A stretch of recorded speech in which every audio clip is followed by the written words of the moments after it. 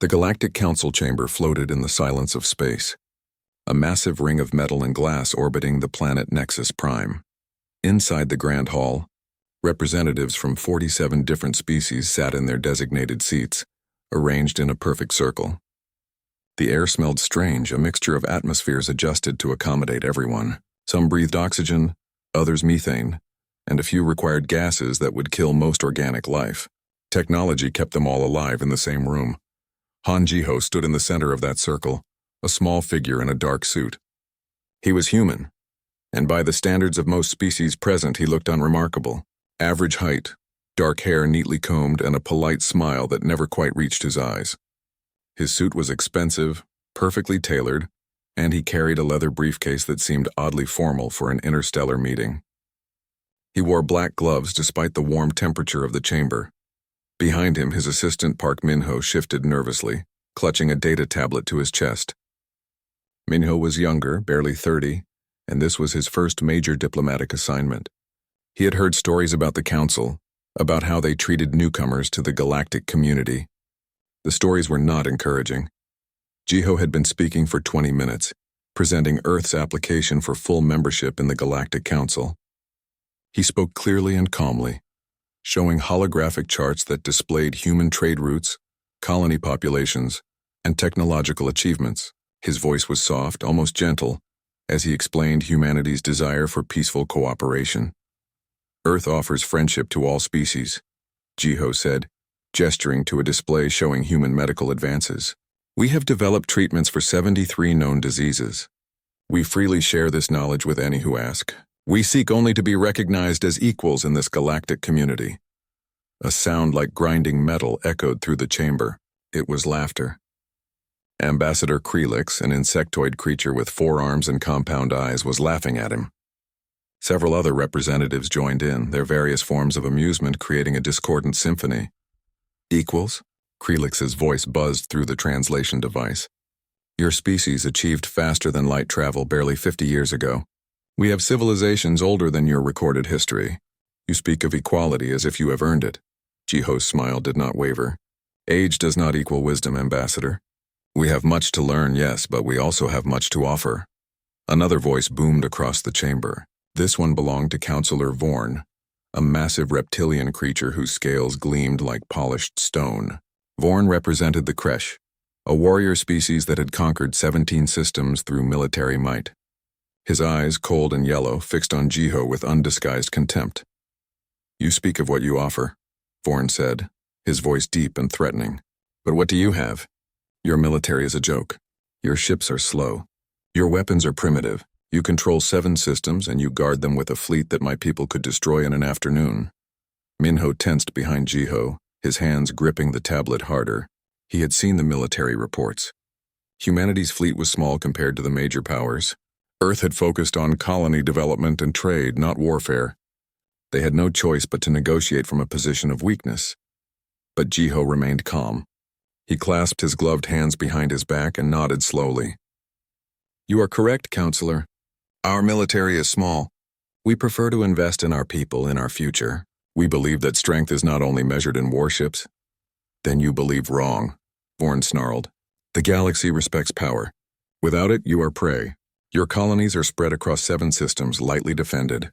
It would be unfortunate if something were to happen to them. Pirates are common in the outer sectors. Accidents happen. The threat hung in the air like poison. Minho felt his heart racing. That was not a veiled suggestion. That was a direct threat against human lives. He glanced at Jiho, expecting anger, expecting some kind of reaction. Jiho's expression did not change. He tilted his head slightly as if considering Vorn's words carefully. Are you suggesting, Counselor, that human colonies might be attacked if we pursue Council membership? I am suggesting, Vorn replied, leaning forward in his seat, that weak species do not survive long in this galaxy. Perhaps you should remain in your little corner of space and leave galactic affairs to those capable of handling them. Krelix buzzed with amusement again. The human brings charts and talks of friendship like a child offering flowers. This is the Galactic Council, not a school playground. We deal in trade routes worth trillions, in military alliances that shape entire sectors. What can you possibly offer that we cannot take? Several other representatives murmured agreement. Jiho could see the dismissal in their faces, the contempt. To them, humanity was nothing, an upstart species with delusions of grandeur. They looked at his suit, his polite smile, his soft voice, and they saw weakness. Jiho was quiet for a long moment. He looked around the circle, meeting the eyes of each representative who had spoken against Earth. His smile remained, but something flickered in his eyes, something cold and distant that vanished as quickly as it appeared. "I see," he said finally. "Then I believe Earth requires time to consider its position. I request a recess of 48 hours to consult with my government." Counselor Sha'ara, an elderly being whose species was known for wisdom and neutrality, spoke for the first time. Her voice was kind, almost sad. "Request granted, Ambassador Jiho. We will reconvene in 2 standard days." Jiho bowed slightly, a gesture of respect that seemed almost quaint. "Thank you, Counselor. Come, Minho." He turned and walked toward the exit, his footsteps echoing on the polished floor. Minho hurried after him, still clutching the tablet. As they passed through the doorway, Minho heard the laughter resume behind them, the sound of species who thought they had won. In the corridor outside, Minho finally spoke. "Sir, they threatened our colonies. They basically said they would attack us if we don't back down. We need to report this to Earth immediately." Jiho walked calmly, his pace measured and controlled. He adjusted his gloves, pulling them tighter over his hands. "We will report everything, Minho, every word. Every threat, but what can we do?" Minho's voice cracked slightly. "They're right. Our fleet is small. If they decide to attack, we cannot stop them all." Jiho stopped walking. He turned to face his assistant, and for just a moment, Minho saw something in his expression that made him step back. It was not fear or worry. It was something else, something that did not belong on the face of a diplomat. "Minho," Jiho said softly, "do you know why Earth sent me as chief diplomat?" Minho shook his head. "You will learn soon enough," Jiho said. He resumed walking, his briefcase swinging slightly at his side. "For now, contact Choi Hyun. Tell him to prepare the security team, and tell him to bring my old gear." "Your old gear, sir?" Jiho did not answer. He just kept walking, his footsteps steady and sure, like a man who had walked through worse than insults and threats. Behind his back, his gloved hands flexed once, as if remembering something long forgotten. In the council chamber, the representatives continued their discussions, confident that they had put the humans in their place. They did not know that they had just made the worst mistake of their lives. They had looked at Han Jiho and seen a diplomat in a suit. They had not seen the death that wore it. The diplomatic quarters assigned to the human delegation were small but functional. 3 rooms connected by narrow corridors with viewports showing the endless black of space beyond. Jiho sat at a desk in the main room, his suit jacket draped over the chair behind him. He had removed his tie and rolled up his sleeves, but his gloves remained on. They always remained on. Park Minho paced back and forth near the viewport, unable to sit still. His hands shook slightly as he reviewed the data from the council session. Every time he thought about Vorn's threats, his stomach twisted into knots. The door hissed open and a man entered. Choi Hyun was built like a wall, broad-shouldered and solid, with short-cropped hair and a scar that ran from his right eye to his jaw. He moved with the controlled grace of a trained fighter, and his eyes constantly scanned the room, looking for threats even in what should be a safe space. "You called, sir?" Hyun's voice was gruff but respectful. Jiho gestured to the empty chair across from him. "Sit. Tell me what you found." Hyun sat down heavily and pulled out a small data device. "It's not good. We intercepted 3 encrypted communications between Vorn's ship and a mercenary group called the Scarth Raiders. They're professional killers, used to do the dirty work that governments want to deny." Minho stopped pacing. "What kind of communications?" "The kind that includes payment transfers and target profiles," Hyun said flatly. He activated the device and holographic images appeared above the desk. "This is you, Ambassador, and this is Minho. They have your routines, your schedules, your security details. They know which corridors you use when you travel. Everything." Jiho studied the images without emotion. "How many mercenaries?" 20 confirmed, possibly more. They boarded the station 6 hours ago under false credentials. Weapons scans show plasma rifles, combat drones, and breaching charges. This is not a warning or intimidation. This is an assassination." Minho felt his legs go weak. He grabbed the back of a chair to steady himself. "They're going to kill us?" "Just like that. We are diplomats. There are laws, protocols. Laws only matter if people follow them, Jiho said quietly. He looked at Hyun. What about station security? Hyun's expression was grim. They have been paid to look the other way. We are on our own, sir. What about our shuttle? Can we evacuate? They will hit us before we reach the docking bay. The route from here to the hangar passes through 3 isolated corridors. Perfect ambush points. Hyun leaned back in his chair. They planned this carefully. They want to make it look like a random attack. Blame it on station pirates and Earth will be too intimidated to pursue membership. Jiho was silent for a long moment. He stood up and walked to the viewport, staring out at the stars. His reflection in the glass looked tired, older than his years. Minho watched him, hoping for some kind of plan, some diplomatic solution that would get them out of this alive. Sir, Minho's voice was small. What do we do? Jiho turned around, and Minho saw that his expression had changed.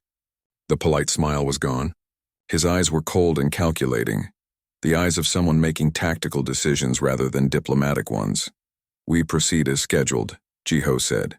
We have a meeting with the Trade Commission in 1 hour. We attend it. But that is exactly what they expect, Hyun protested. It is a trap. Yes, Jiho agreed. It is. He walked to his briefcase, the expensive leather one he always carried. His fingers moved over the biometric locks and it opened with a soft click. Inside, Minho expected to see diplomatic documents and data pads. Instead, he saw something else. Compact equipment, folded and secured, things that looked military in nature. Jiho's hand hovered over the contents but did not touch them yet. Hyun, Jiho said, not looking up from the briefcase. Do you remember what I told you when you applied to be my security chief? You said you hoped we would never need to fight, Hyun replied. You said those days were behind you. I meant it, Jiho said softly. I still do. He closed the briefcase without removing anything. But I also told you that if it came to it, I would not let my people die because I was too proud to remember who I used to be. Who you used to be? Minho asked. He had heard rumors, whispers among the other staff, but no one ever gave him straight answers. Sir, I have worked for you for 2 years and I still do not really know anything about your past. Before you became a diplomat, what were you? Jiho looked at him for a long moment, then walked to a storage locker on the wall. He opened it and removed a small box. From inside, he pulled out a data chip and handed it to Minho. Read that, Jiho said. It's not classified anymore. You should know who you work for. Minho inserted the chip into his tablet. A military file appeared on the screen, marked with security clearances and redaction warnings. As he read, his eyes grew wider and wider. Captain Han Jiho, Special Operations Division. 47 confirmed missions. Casualty rate among enemies, 98%. Casualty rate among friendlies, 0. Specialization, infiltration, elimination, and surgical strikes. Nicknames: the Reaper, the Ghost of Proxima, the man who ended the colony wars single-handedly by eliminating 3 warlords in 1 night, without being detected. Minho looked up from the tablet, his face pale. You're the Reaper? The one they tell stories about? I thought that was propaganda, legend.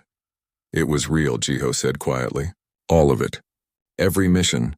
Every target. I did what needed to be done to protect human colonies from those who would destroy them. And when the wars ended, I retired. I became a diplomat because I believed we could build peace instead of just surviving through violence. Hyun stood up, his hand instinctively moving to the weapon at his belt. So what now, sir? Do we fight? Not yet, Jiho said. He picked up his suit jacket and put it back on, adjusting it carefully.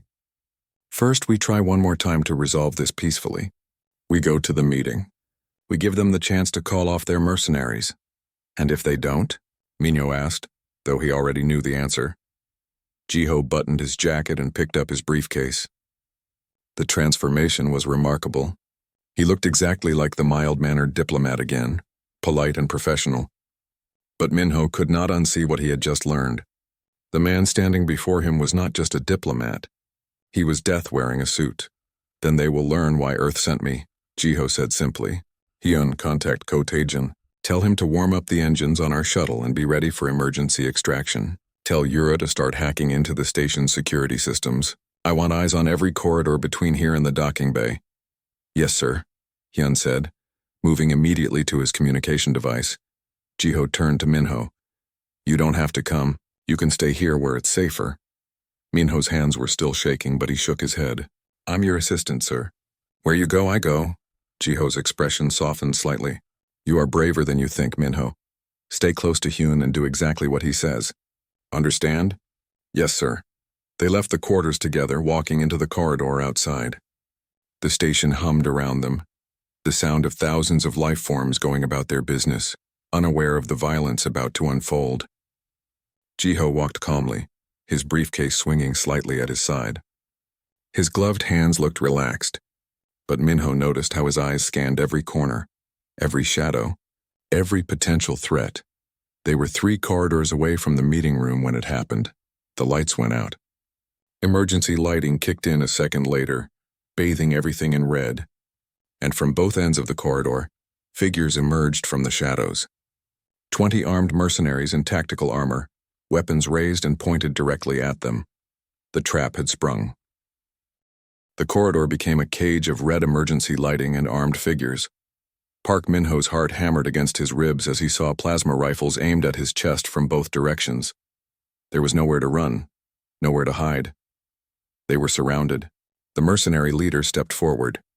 He was a Drolth, a species known for their love of violence and credits in equal measure. His armor was scarred from a dozen battles, and his 3 eyes gleamed with cold professionalism behind his helmet. Human diplomats, the Drolth said, his voice amplified through his suit's speakers. You should not have come to the council. Your kind is not wanted here. Choi Hyun moved immediately, putting himself between the mercenaries and Jiho. His weapon was already in his hand, but even Minho could see it was hopeless. 20 against 3. They would all die here. Jiho stepped forward, placing a hand on Hyun's shoulder. Stand down, Hyun. Sir, I can't. Stand down, Jiho repeated, his voice firm but not angry. Hyun reluctantly lowered his weapon slightly, though his body remained tense and ready. Jiho looked at the mercenary leader calmly, as if they were discussing trade agreements rather than staring at death. You were hired by Counselor Vorn and Ambassador Krelix. How much did they pay you? The Drolth laughed, a harsh, grinding sound. Enough to retire on, more than enough to kill 3 humans. You are not even worth the ammunition, Diplomat. Probably not, Jiho agreed. His hand moved to his briefcase, and immediately 10 weapons tracked the movement. He held up his other hand in a peaceful gesture. I am just opening my briefcase. I want to show you something. Keep your hands where I can see them, the Drolth commanded. Jiho slowly opened the briefcase. He reached inside, and Minho expected him to pull out a weapon, something to fight with. Instead, Jiho pulled out a data chip, small and unremarkable. This contains the full payment transfer records, Jiho said. Vorn sent the money from his personal account. No middlemen, no deniability. If you kill us, this data uploads automatically to every major news network in the galaxy. Vorn and Krelix will be exposed, tried, and probably executed for ordering the assassination of diplomats. The Drolth tilted his head, considering. You are bluffing. Am I? Jiho held up his wrist, showing a biometric bracelet. My heart rate is being monitored. If it stops, the data uploads. If this bracelet is removed, the data uploads. If I don't input a cancel code every hour, the data uploads. Kill me, and you accomplish nothing except exposing your employers. Minho stared at his boss in amazement. It was a bluff. It had to be. They did not have time to set up something like that. But Jiho's face showed no sign of deception. His expression was calm, almost bored, as if he negotiated with armed mercenaries every day. The Drolth was quiet for a long moment. Then he laughed again. You are clever, human. But there is a simple solution. We torture the code out of you before you die. You could try, Jiho said softly. Something in his voice made the temperature in the corridor seem to drop. But you won't live long enough to collect your payment. Brave words from a man surrounded by 20 guns, the Drolth sneered. He raised his weapon, pointing it directly at Jiho's head. Any last words, Diplomat? Jiho's polite smile finally disappeared. His expression went completely flat, empty of any emotion. When he spoke again, his voice was different. colder, quieter, deadly. "Yes," Jiho said. "You should have taken the money and run. This was never about assassination. It was about sending a message, and you just volunteered to deliver it." Before anyone could react, Jiho moved. His hand blurred, and the briefcase flew through the air, striking the nearest mercenary in the face with enough force to crack his helmet. At the same moment, Jiho's other hand pulled something from his jacket, a compact blade that seemed to appear from nowhere. The corridor erupted into chaos. Hyun moved instantly, years of training taking over. He fired at the mercenaries behind them, dropping two before they could react. Minho dove for cover behind a support beam, his tablet clattering across the floor. But it was Jiho who became the center of the storm. He moved like nothing Minho had ever seen. One moment he was standing still, the next he was among the mercenaries like a shadow made flesh. His blade found the gap in the first mercenary's armor, and the Dralth fell without a sound. Jiho took the dead mercenary's rifle in a fluid motion and used it to block the next attacker's shot, then reversed his grip and struck with the butt of the weapon, crushing the mercenary's windpipe. A combat drone swooped down from the ceiling, its weapons charging. Jiho threw the blade without looking, and it pierced the drone's core processor. The machine fell sparking and dead. The mercenary leader, the Dralth, finally understood what he was facing. "Fall back," he shouted into his comm. "That's not a diplomat, that's the Reaper." But it was too late. Jiho was already moving toward him. The Dralth fired his plasma rifle in full automatic, spraying the corridor with deadly energy. Jiho moved between the shots like they were falling rain, his body twisting and ducking with impossible precision. He closed the distance in seconds, and his gloved hand struck the rifle, breaking it in half. His other hand grabbed the Dralth's helmet and slammed it into the wall hard enough to dent both the armor and the metal. The remaining mercenaries tried to run. Some made it 3 steps, some made it 5. None of them made it out of the corridor. Hyun fought alongside his commander, covering angles and eliminating targets with professional efficiency. But even Hyun, a trained soldier, stopped and stared when he saw what Jiho was doing. This was not combat. This was art. Every movement was precise, economic, perfect.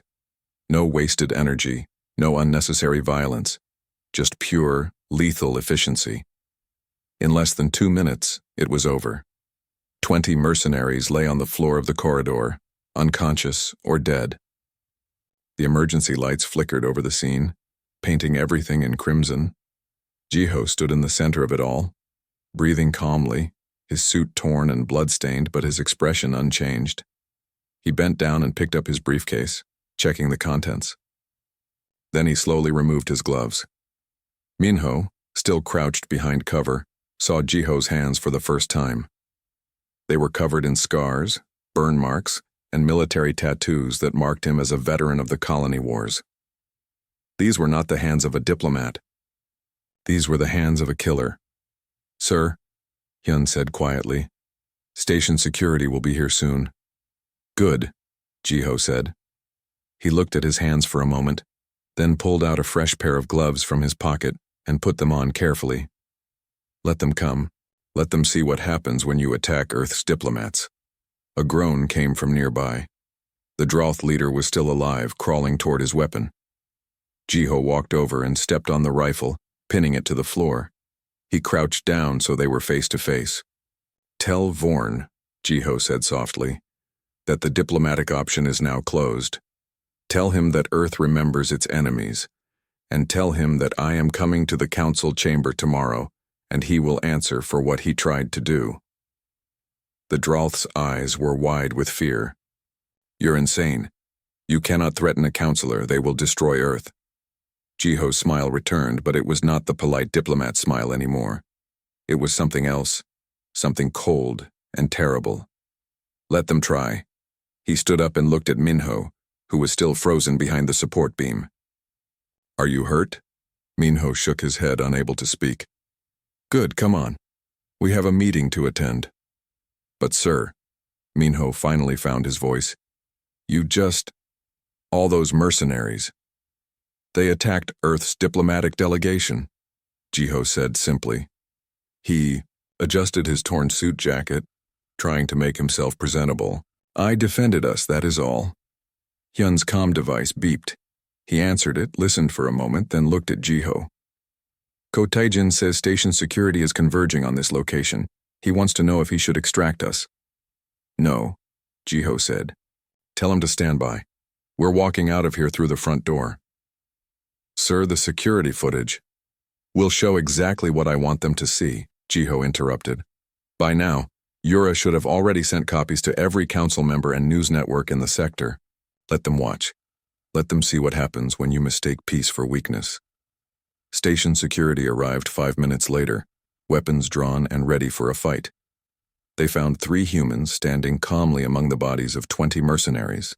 The human in the center, wearing a torn suit and blood-stained gloves, held up his diplomatic credentials.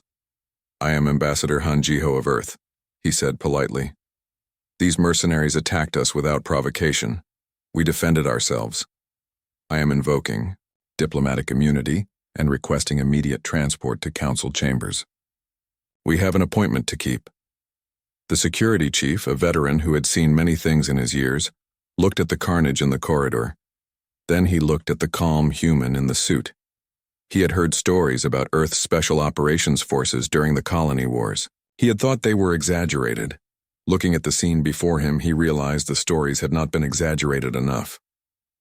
This way, Ambassador, the security chief said quietly. I will escort you personally. The Galactic Council chamber was in chaos when Han Jiho arrived. The massive circular room buzzed with agitated voices in 100 different languages, all talking over each other, all demanding answers.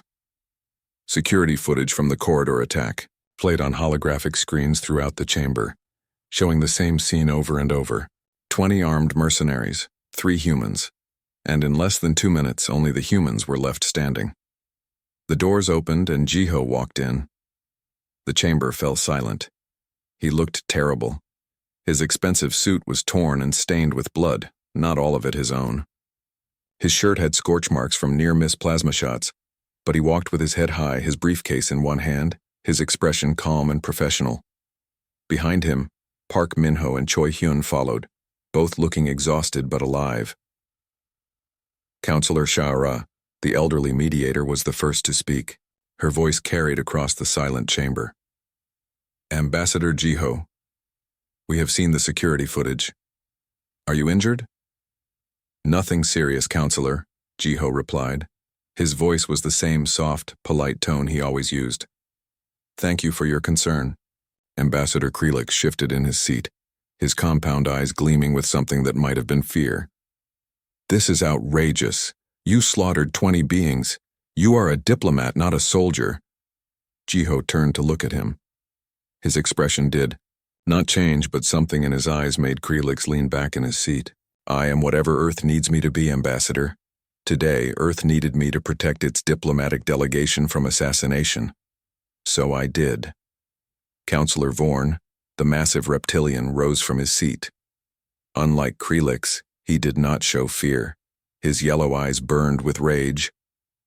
You dare accuse the Council of ordering an assassination? These were criminals, pirates who acted on their own. Really? Jiho opened his briefcase and pulled out a data chip. He held it up for everyone to see. This contains the complete financial records of the payment made to the Scarth Raiders mercenary group. The payment was transferred from your personal account, Counselor Vorn, exactly 7 hours ago. The amount was 2 million galactic credits. The chamber erupted in shocked voices. Vorn's scales flushed darker. That is a fabrication, a human trick. It is verified by 3 independent financial institutions, Jiho said calmly. I also have communication intercepts showing coordination between your ship and the mercenary leader. And I have testimony from the surviving mercenaries, who have confirmed they were hired to kill the human delegation. Would you like me to continue? Counselor Shara's voice cut through the noise. Order. This council will have order. When the chamber quieted, she looked at Vorn with disappointment in her ancient eyes. Counselor Vorn, these are serious accusations. Do you deny them? Vorn was silent for a long moment. Then he laughed, a deep rumbling sound. Deny them? Why would I deny them? Yes, I hired the mercenaries. Yes, I ordered the humans killed, and I would do it again. Gasps echoed through the chamber. Even Krelix looked shocked. Vorn continued, his voice rising. Look at him. Look at this human standing before us covered in blood, and tell me I was wrong. They are dangerous, they are violent. They do not belong in the council. Jiho's expression remained calm, but he reached up and slowly removed his gloves. The scars on his hands were visible to everyone in the chamber now, displayed on the holographic screens for all to see. You are right about one thing, Counselor, Jiho said quietly. We are dangerous, very dangerous. But you made one critical mistake. You assumed that because we chose peace we were incapable of war. You thought our diplomacy was weakness. You were wrong. He walked forward, into the center of the circle. His footsteps echoed in the silent chamber. My name is Han Jiho. Before I became a diplomat, I was a soldier. They called me the Reaper of Proxima. During the colony wars, I completed 47 missions. I ended 3 separate conflicts by eliminating key targets. I prevented 2 genocides and stopped a weapons dealer who would have sold antimatter bombs to terrorists. My success rate was 100%. My casualty rate among friendly forces was 0. Minho watched from the doorway as his boss spoke. This was the first time Jiho had publicly acknowledged his past. Every species in the chamber was listening now, checking their databases, verifying his words. When the wars ended, Jiho continued, I retired. I hung up my weapons and became a diplomat because I believed we could build something better than an empire built on fear and violence. I believed the galaxy could be more than just the strong preying on the weak. Earth sent me here not because I am weak, but because I am strong enough to choose peace. He turned in a slow circle, looking at every representative present. But you rejected that peace. You laughed at our offers of friendship. You threatened our colonies. You tried to kill us. So now you have seen what humanity reserves for its enemies. And I promise you, what I did in that corridor was mercy compared to what we are capable of. A new hologram appeared in the center of the chamber. It showed a human in military uniform, stern and professional. Minho recognized him from the news broadcasts. Admiral Kim Doyen, commander of Earth's response fleet. Counselors, the admiral said, I am Admiral Kim Doyen of the Earth Space Navy. 20 minutes ago, the Third Fleet entered this system. We consist of 37 warships and 12,000 personnel. We are here to ensure the safety of our diplomatic delegation. Any attack on our people will be considered an act of war against Earth. Vorn snarled. You dare threaten the Council? Your fleet is nothing compared to the combined forces of the galactic powers. You are correct, Admiral Doyen agreed. In a full-scale war, Earth would lose, we know this. But before we fell, we would make sure that you and everyone who supported you fell with us. We have studied your tactics, your supply lines, your weaknesses. We know exactly where to strike to cause maximum damage. And we will not hesitate to do so if you force our hand. Counselor Shara raised her hand for silence. This is madness. We stand at the edge of a war that will benefit no one. Cooler heads must prevail. Another voice spoke up. It was Li Jiwan, Earth's ambassador to the Outer Rim, appearing via hologram. She was younger than Jiho, but her eyes held the same hardness. Counselor Sha'ara is correct. Earth does not want war. We want justice. We demand that Counselor Vorn and Ambassador Krelix face trial for ordering the assassination of diplomats. We demand formal apologies from their respective governments. And we demand that Earth be granted full council membership with immediate effect, along with full military recognition. This is extortion, Krelix buzzed angrily. No, Jiho said quietly. This is diplomacy. You tried violence and it failed. Now we try negotiation. But this time you will negotiate from a position of weakness, not us. For a long moment, no one spoke. The chamber was frozen, balanced on the edge of war or peace. Then Counselor Sha'ara stood, her old body moving slowly but with dignity. I call for a vote, she said. All in favor of accepting Earth's demands and opening a formal investigation into the assassination attempt, raise your hand. One by one, hands, tentacles, and various appendages rose throughout the chamber. Not everyone voted yes, but enough did. The species that had laughed at Earth's weakness now voted to accept its demands, not out of respect, but out of fear. Vorn watched the vote with rage in his eyes. When it was clear he had lost, he stood and pointed a clawed finger at Jiho. This is not over, human. You may have won today, but Earth will regret making an enemy of the Kresh. Jiho looked at him with those cold, empty eyes. Counselor, you made an enemy of Earth the moment you tried to kill its diplomats. What happens next is entirely up to you. Choose wisely. Security forces moved in and escorted Vorn and Krelix out of the chamber. As they passed Jiho, Krelix's voice buzzed with venom. You are a monster, a killer in a suit. Yes, Jiho agreed simply, but I am Earth's monster, and I only kill those who threaten my people. After they were gone, Counselor Shara approached Jiho. Up close, Minho could see sadness in her ancient face. You did what you had to do, Ambassador, but this victory has costs. You showed them humanity's strength but also its capacity for violence. Some will respect you for it, others will fear you, and fear often leads to hatred. Jiho nodded slowly. I know, Counselor, but respect built on fear is better than extinction built on weakness. Earth will not apologize for defending itself. I understand, Sha'ara said. She reached out with a frail hand and touched his arm. But I hope, for all our sakes, that you can find your way back to being just a diplomat. The galaxy needs peacemakers, not warriors. So do I, Counselor, Jiho said softly. So do I. The council session ended, and Jiho walked out of the chamber with Minho and Hyun following. News drones swarmed around them, trying to get statements. Security pushed them back, creating a path to their shuttle. As they walked, Minho finally spoke. Sir, what happens now?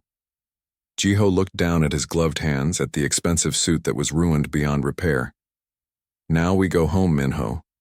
We file our reports, we testify at the trials, and then I go back to being a diplomat. That is all I ever wanted to be. But they saw who you really are, Minho said. Jiho stopped walking. He looked at his young assistant with something that might have been regret. No, Minho. They saw who I used to be. Who I really am is a man who wants peace. But who I used to be is what keeps my people safe. 1 month later, the Earth diplomatic vessel Meridian drifted peacefully through the dark between stars, heading home. The ship was small by galactic standards, more of a luxury yacht than a warship, but it carried the most important cargo Earth had sent to the stars in decades, a diplomat who had changed everything. Han Jiho stood alone in the observation deck, watching the stars slide past the viewports. He wore a new suit, perfectly tailored and clean, with fresh black gloves covering his scarred hands. The physical wounds from the attack had healed. The other wounds were harder to measure. Behind him, the door opened softly. He did not turn around. He knew the sound of those footsteps, Minho, he said quietly. I thought you were resting. Park Minho joined him at the viewport. The young man looked different than he had a month ago. Older somehow, though not in years. The kind of aging that came from seeing things that changed how you viewed the world. I couldn't sleep, Minho admitted. Every time I close my eyes, I see that corridor. The mercenaries, the blood, everything. Jiho nodded slowly. That is normal. It will fade with time, but it never completely goes away. I am sorry you had to see that side of me. Don't be sorry, Minho said, surprising himself with the firmness in his voice. You saved our lives. If you had not been who you are, we would all be dead. They stood in silence for a moment, watching the stars. Finally, Minho spoke again. Sir, can I ask you something? About before. About the colony wars. You can ask, Jiho said. I may not answer. Did you ever want to go back to that life? To being a soldier instead of a diplomat? Jiho was quiet for a long time. When he finally spoke, his voice was soft and honest. Every single day, Minho. Every morning when I put on this suit and these gloves, I choose to be a diplomat. I choose to negotiate instead of eliminate. I choose to offer friendship instead of fear. But part of me always remembers how much simpler it was when problems could be solved with a weapon instead of words. Then why do it? Minyo asked. Why be a diplomat if it is so hard? Jiho turned to look at his assistant. Because peace is always harder than war. Because building takes more effort than destroying. Because I want to live in a galaxy where my children can travel the stars without looking over their shoulders for enemies. That galaxy does not get built by soldiers. It gets built by people brave enough to try diplomacy even when violence would be easier. The door opened again, and Choi Hyun entered, followed by two other people. Ko Taejin, the pilot, had finally left his cockpit now that they were in safe space. His cybernetic eye gleamed in the dim light of the observation deck. Yura, their communications officer, carried a data pad and looked excited about something. Sir, Yura said, you need to see this. The news feeds from across the galaxy. It is everywhere. She activated the data pad and holographic displays appeared in the air, news broadcasts in dozens of languages, showing the same images over and over. Jiho walking into the council chamber covered in blood. The security footage of the corridor fight. Admiral Kim Doyen's fleet entering the system. And most of all, the moment when Jiho revealed his scarred hands and told the galaxy who he really was. They are calling you the Human Reaper, Yura said. The diplomat of death. The man who brought the Galactic Council to its knees without firing a single shot at them. Jiho watched the broadcasts with no expression. What does Earth say about all this? The government is calling you a hero, Hyun said. They have fast-tracked Earth's full council membership. Trade agreements are being signed with a dozen species that would not give us the time of day before. Our colony protection requests are being approved immediately. Pirate attacks on human ships have dropped by 70% in the last month. Because they are afraid, Jiho said quietly. Yes, Hyun agreed. They are afraid, and that fear is keeping our people safe. Ko Taejin spoke up, his voice rough from years of military service. You know what they are saying on the military channels? They are saying Earth sent its most dangerous warrior to negotiate peace, that we are the only species smart enough to understand that the best soldier is the one who never has to fight. That is propaganda, Jiho said. Maybe. Ko Taejin shrugged. But it is working. Recruitment is up across all branches. Morale is higher than it has been in years. People feel safe because they know that if diplomacy fails, we have people like you. The door opened one final time, and a woman entered.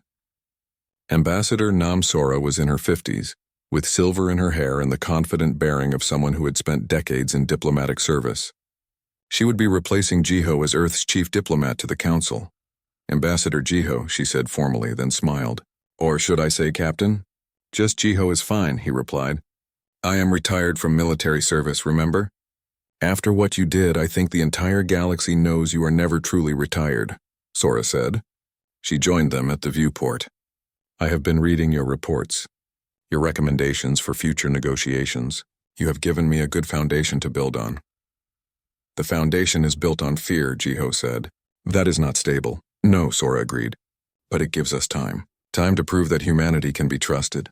Time to build real relationships instead of just trade agreements. What you did bought us that time, even if the cost was high. Jiho looked at his gloved hands. I showed them humanity's capacity for violence. I am not sure that was the message we wanted to send. You showed them that humanity will defend itself. Sora corrected. You showed them that peace is our preference but not our only option. That is an important message, Jiho. Predators respect prey that can fight back. Minho spoke up hesitantly. Ambassador Sora, what happens now? With the council with Vorn and Krelix? Vorn has been stripped of his council seat, Sora replied. His government disavowed his actions and paid substantial reparations to Earth. Krelix was recalled by his people and is facing trial. The mercenaries who survived have provided testimony that confirms everything. The message has been sent to the entire galaxy. Attacking Earth's diplomats has consequences. And new enemies have been made, Jiho said quietly. Vorn's species, the Kresh, will not forget this. Neither will Krelix's people. Perhaps, Sora acknowledged. But they will think twice before acting against us. And that gives diplomacy room to work. Hyun checked his datapad. Sir, we are receiving a transmission from Earth. It is from the President herself. Jiho nodded. Put it through. A holographic image appeared showing a middle-aged woman in formal attire. President Park Yoonji looked tired but pleased. Ambassador Jiho, I wanted to personally thank you for your service. What you did took remarkable courage.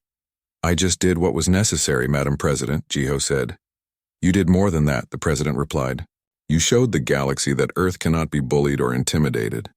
You proved that our choice of peace comes from strength, not weakness. Because of you, human colonies are safer.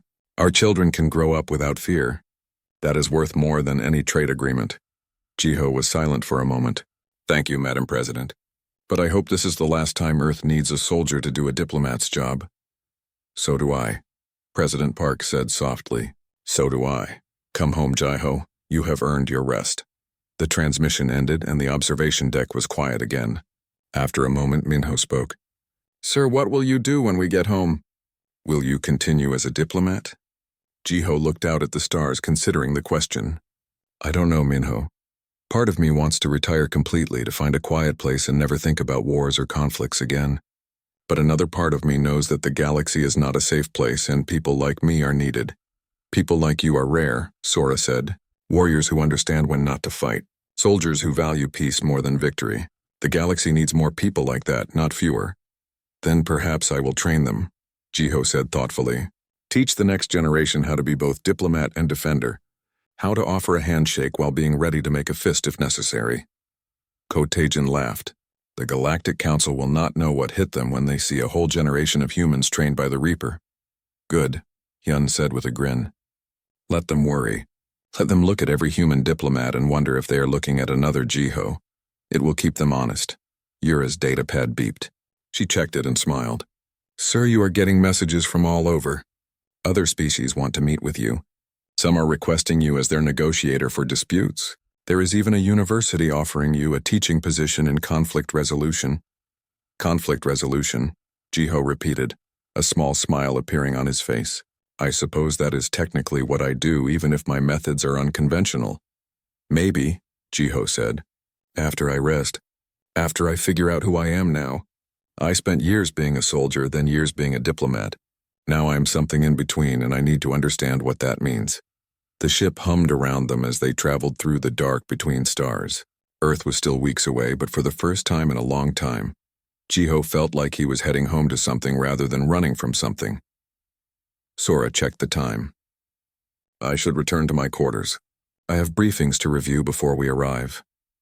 She paused at the door and looked back at Jiho.